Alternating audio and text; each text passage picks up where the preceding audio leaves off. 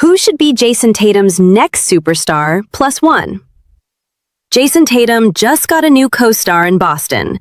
Paul George is officially wearing green, and on paper, that should feel like a seismic upgrade. So why does it feel like the Celtics front office isn't done? Because here's the uncomfortable truth nobody wants to say out loud. Paul George is 36 years old. He's here on what amounts to a 2-year runway. And somewhere inside the TD Garden practice facility, Brad Stevens is almost certainly already thinking about who stands next to Tatum after George's window closes. This week, that exact question exploded into the open. Fans didn't just speculate about it, they voted on it. Stephen Curry, Anthony Davis, Kevin Durant, real names tied to a real conversation about what Jayson Tatum's actual superstar partner should look like going forward. So today, we're asking the question everyone in Boston is thinking, but nobody in the front office will say out loud. Who is Jayson Tatum's real +1? If you live and breathe Celtics basketball, the news, the rumors, the roster math, the future of this franchise, you're exactly where you need to be. This is Celtics Daily Hub. Let's get into it. The bigger picture. To understand why this question matters right now, you have to understand how strange this Celtics offseason has actually been. 10 years. That's how long Jaylen Brown wore green. A finals MVP. A championship. 2 guys who were supposed to run this thing together for another half-decade.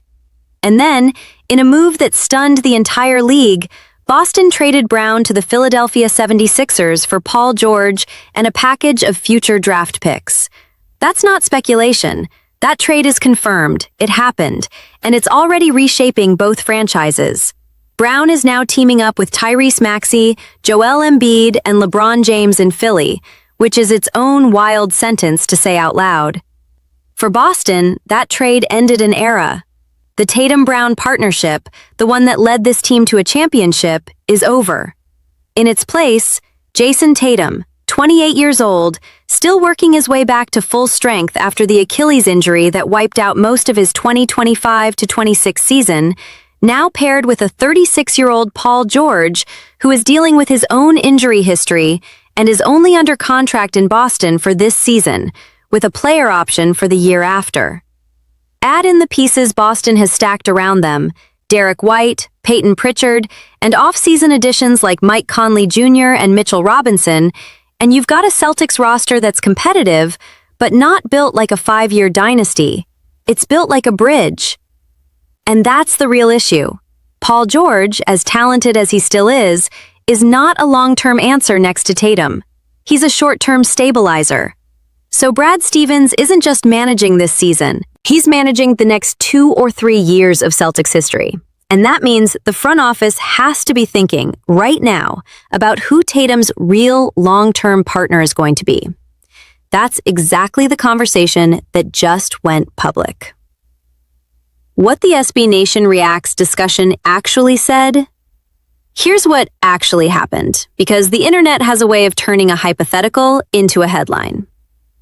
About a week ago, longtime NBA reporter John Karalis floated an idea, publicly framed as speculation, not reporting, about what it might look like if Boston ever called Golden State about Stephen Curry. Karalis himself walked the idea back and clarified he wasn't reporting anything concrete. This was not a leak. This was not insider information. This was a what if that caught fire on social media because, frankly, Celtics fans are starved for a big swing after the Brown trade. But it sparked something bigger. SB Nation ran it through their Celtics Reacts fan survey, essentially asking their readership, if Boston ever did add one more established star next to Tatum, who should it be? Curry emerged as the fan favorite in that poll, with Anthony Davis and Kevin Durant also drawing real support. To be crystal clear, this is a fan survey and a media hypothetical, not a trade rumor with sourcing behind it. There is no indication the Celtics are actively pursuing any of these players. Nobody has reported calls, offers, or trade packages. What this discussion actually reveals is something more interesting than a single rumor. It reveals what the fan base, and a chunk of the media covering this team, believes Boston's timeline actually looks like. So let's take that premise seriously and actually break it down, position by position, fit by fit, starting with the name that started it all. Stephen Curry, the dream scenario? Let's start with the name that broke the internet. On pure offensive fit, Curry next to Tatum is about as good as it theoretically gets. Curry's gravity as a shooter is unlike anything in the league. Defenses have to account for him 30 feet from the basket, which would open up driving lanes for Tatum that simply don't exist against a set defense right now. Tatum, who's become one of the league's better off-ball shooters himself, would benefit enormously from playing next to a table setter of Curry's caliber.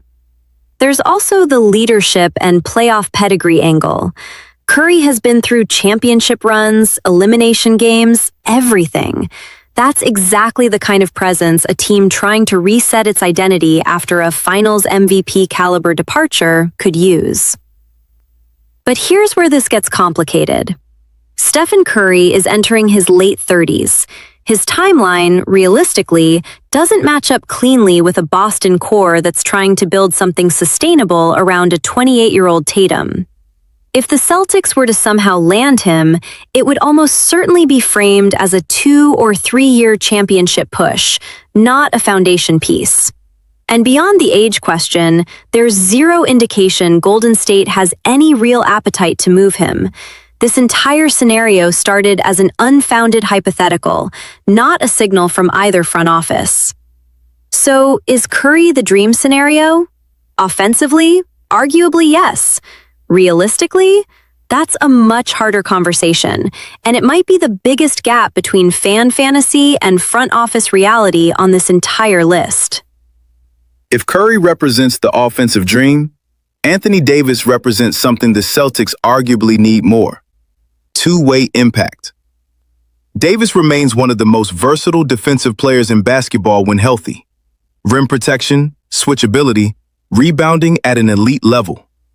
Pairing him with Tatum would give Boston a defensive anchor they haven't had since prime Robert Williams, and it would let Tatum play more freely on that end, knowing there's a legitimate last line of defense behind him. Offensively, Davis in a pick and roll with Tatum initiating would be a nightmare for opposing bigs. He can finish above the rim, he can face up, and he still has a reliable mid-range game to complement Tatum's shot creation. The problem, and it's a significant one, is availability. Davis has dealt with recurring injury issues throughout his career, and any team building around him has to build in that risk. There's also the question of what it would actually cost to acquire him. The assets required for a player of that caliber would likely gut a big chunk of the draft capital Boston just received in the Brown trade, the very capital they'd probably want to use for exactly this kind of move. Analytically, Davis might be the best pure fit next to Tatum of anyone on this list. But best fit and realistic outcome aren't always the same category. Kevin Durant, the ultimate win-now option? Now let's talk about the name that changes the entire tone of this conversation. Kevin Durant.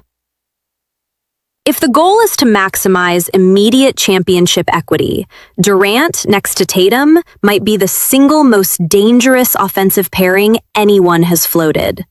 Two elite, high-volume scorers who can both create their own shot and space the floor at 7 feet. Durant's shooting efficiency at his size is still one of the most unguardable skill sets in basketball, and defenses simply don't have a clean answer for two players who can both score over any coverage. But here's where this gets interesting, because Durant isn't a fit-everything solution. Defensively, at this stage of his career, he's a net positive but not a stopper, and pairing two ball-dominant scorers who both want the ball in isolation situations raises real questions about shot distribution and late-game hierarchy. There's also his age and the asset cost, both of which push this firmly into all-in championship gamble territory rather than sustainable build. Would Durant next to Tatum be must-watch television? Absolutely. Would it be the sustainable, multi-year answer the Celtics probably need after losing a homegrown co-star like Brown? That's a much tougher sell. Kyrie Irving, the most controversial option? And now, the name that will absolutely divide the comment section. Kyrie Irving. Let's separate the two conversations here, because they get tangled constantly. Basketball-wise, Irving remains one of the most gifted offensive talents of his generation. Elite ball handling, elite shot creation, a player who can manufacture offense when everything else breaks down. Next to Tatum, in theory, he'd give Boston a second shot creator capable of taking pressure off in isolation situations. Then there's the other conversation, Irving's history in Boston, which everyone remembers. The relationship there did not end well, and any reunion talk carries baggage that has nothing to do with X's and O's. That's a fan perception and locker room chemistry question, not a talent question. And it's worth being honest that the two are separate issues. On pure fit, is Irving worse than Curry or Durant? Not necessarily. But between the defensive limitations and the history, this is clearly the option carrying the most risk outside of the basketball court, which is exactly why it's the name most likely to blow up your comment section either way. Damian Lillard and Jimmy Butler, veteran title run options. Now let's zoom out to two more names that fit the aging star for a short championship window mold, even though neither has been specifically linked to Boston in any credible reporting. Damian Lillard brings elite shot-making from ranges that stretch defenses to their breaking point, plus real point guard playmaking that Boston's current roster is a little light on. The concern is durability and defense at this stage of his career. Jimmy Butler brings something different, a playoff temperament and physicality that's shown up on some of the biggest stages in recent memory, plus real defensive versatility on the wing. The trade-off is that his game leans less on efficiency scoring and more on getting to the free throw line and controlling tempo, which may or may not maximize an offense built around Tatum. To be very clear, there is no reporting connecting either player to the Celtics right now. This is purely an exercise in, if Boston went the short window veteran route, what would that even look like?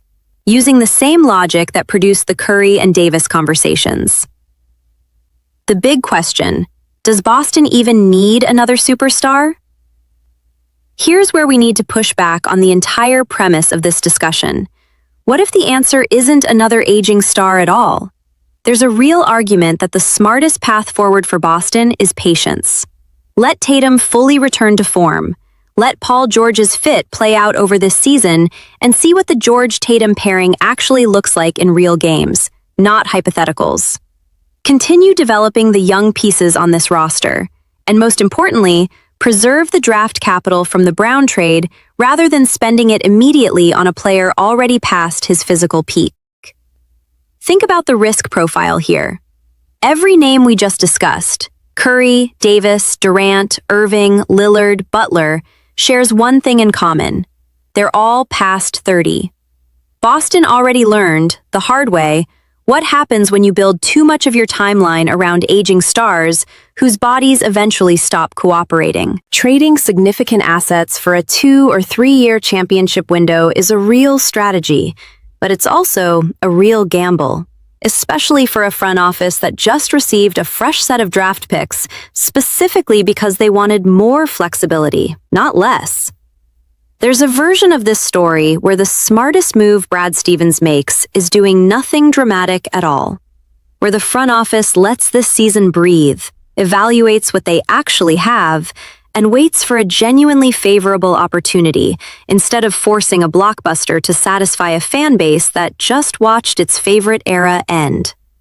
That's not as exciting a video topic, but it might be the more accurate one.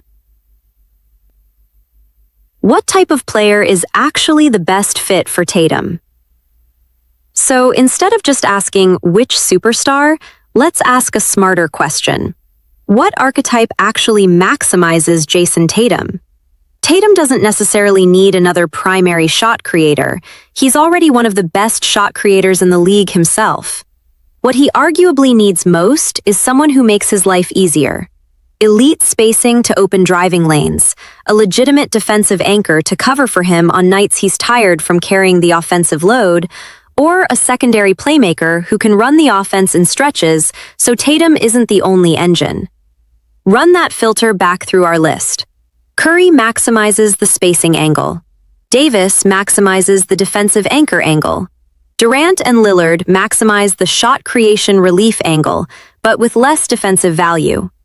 Irving splits the difference with real offensive relief but real defensive cost. There's no perfect answer here. Every option is a trade-off, but identifying which trade-off Boston is most comfortable making tells you a lot more about their actual strategy than just picking a famous name. Ranking the options. Based purely on basketball fit, not name value, not hype, here's how this shakes out. Best overall fit? Anthony Davis. The two-way value next to Tatum is the hardest to replicate anywhere else on this list. Best offensive fit? Stephen Curry. The gravity and spacing he provides is close to unmatched. Best defensive fit? Also Davis. There isn't a real competitor here.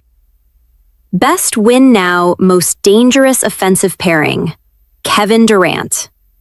Most realistic hypothetical, given age, contract structure, and the kind of short-term move Boston might actually consider? Honestly, this tier is close between Lillard and Butler, both plausible as pure, win a title in 2 years pieces, with neither currently tied to any actual reporting. Most controversial? Kyrie Irving, and it isn't particularly close, given the history involved. Worth repeating, none of this is a prediction that any of these deals happen. It's a fit analysis built on public information and reasonable basketball logic. What could Brad Stevens do next? So from a roster-building perspective, what's the actual playbook here? One logical path would be patience. Let this season play out, see what George and Tatum look like together in real games, and preserve the picks acquired in the Brown deal as leverage for a future move rather than spending them reactively. The NBA's current cap and apron restrictions make aggregating multiple max-level salaries increasingly difficult, which is exactly why teams tend to wait for a genuine seller rather than forcing a match. If the opportunity becomes available, say a star publicly requests a trade, or a team suddenly needs to reset, that's when Boston's flexibility becomes valuable. Stevens has already shown, with the Brown-for-George swap, that he's willing to make a dramatic move when he believes it's the right one. There's no indication he's shopping for another star right now, but there's also no indication he wouldn't move if the right situation presented itself. The most likely near-term outcome, based on everything publicly available today, is that Boston stays patient through this season and reevaluates depending on how the George pairing actually performs. So, who should be Jayson Tatum's +1? Based on pure fit, Anthony Davis gives Boston the most complete two-way answer next to Tatum, with Stephen Curry representing the higher offensive ceiling if age and asset cost weren't obstacles. But the more important verdict might be this: Boston probably doesn't need to force that answer right now. Paul George gives this roster a real chance to compete this season. The picks from the Brown trade give Stevens real optionality for the future, and Tatum himself is still working his way back to full health. The most disciplined version of this front office waits, watches, and strikes only if the right opportunity, not just the right name, actually appears. Does Boston eventually need another true superstar next to Tatum? Probably, if they want to build a real championship window beyond this season. Do they need to force it in the next few months? The evidence says no. So here's the real question for the comments section. If you were Brad Stevens, do you stay patient with George and this current roster, or do you start making calls right now? And if you had to pick Tatum's long-term co-star from everyone we talked about today, Curry, Davis, Durant, Kyrie, a veteran like Lillard or Butler, or someone we didn't even mention, who's the name you're actually betting on? Drop it below. Let's see who this fan base is really rallying behind.